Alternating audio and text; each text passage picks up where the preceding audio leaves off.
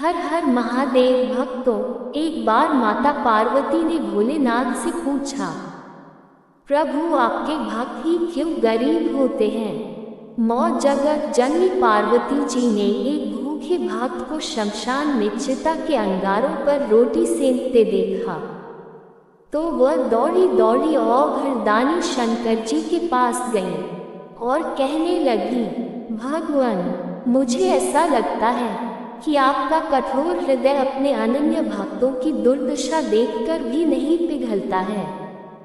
कम से कम उनके लिए भोजन की उचित व्यवस्था तो कर ही देनी चाहिए। देखते नहीं वह बेचारा भर्तहरि अपनी कई दिन की भूख मृतक को पिंड के दिए गए आटे की रोटियां बनाकर शांत कर रहा है। देवाधिदेव महादेव ने हंसते हुए कहा, शुभ है, ऐसे भक्तों के लिए मेरा द्वार सदैव खुला रहता है, पर वह आना ही कहाँ चाहते हैं। यदि कोई वस्तु दी भी जाए तो उसे स्वीकार नहीं करते, कष्ट उठाते रहते हैं। फिर ऐसी स्थिति में तुम ही बताओ मैं क्या करूं। माँ भवानी आश्चर्य से बोली, तो क्या आपके भक्तों को उदर पूर्ति के लिए भोजन की आवश्यकता भी अनुभव नहीं होती। श्री शिव जी ने कहा, परीक्षा लेने की तो तुम्हारी पुरानी आदत है। यदि विश्वास न हो तो तुम स्वयं ही जाकर क्यों न पूछ लो। परंतु परीक्षा में सावधानी रखने की आवश्यकता है।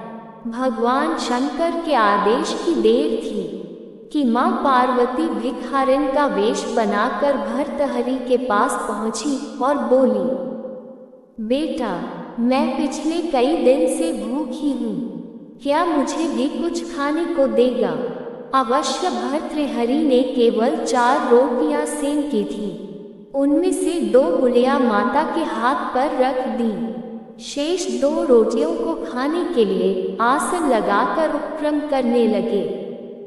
भिखारिन ने दीन भाव से निवेदन किया, बेटा, इन 2 रोटियों से कैसे काम चलेगा।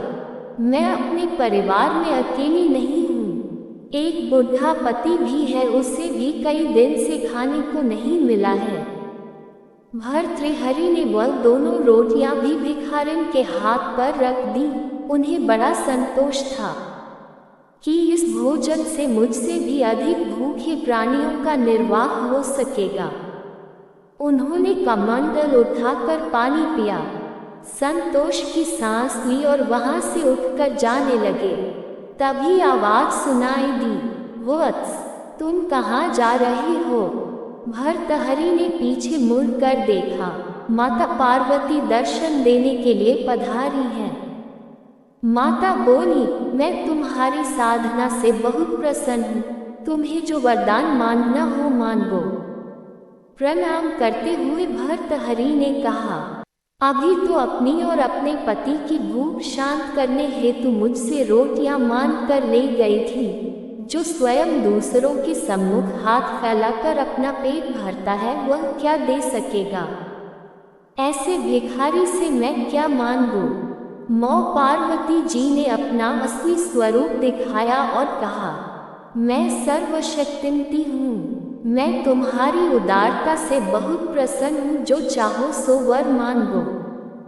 भर्तहरि ने श्रद्धा पूर्वक जगदम्बा के चरणों में सिर झुकाया और कहा, यदि आप प्रसन्न हैं तो यह वर दे कि जो कुछ मुझे मिले उसे दीन दुखियों के लिए लगातार रहूं और अभावग्रस्त स्थिति में बिना मन को विचलित किए शांत पूर्वक रह सकूं। माता पार्वती जी एवमस्तु कहकर भगवान शिव के पास लौट गए।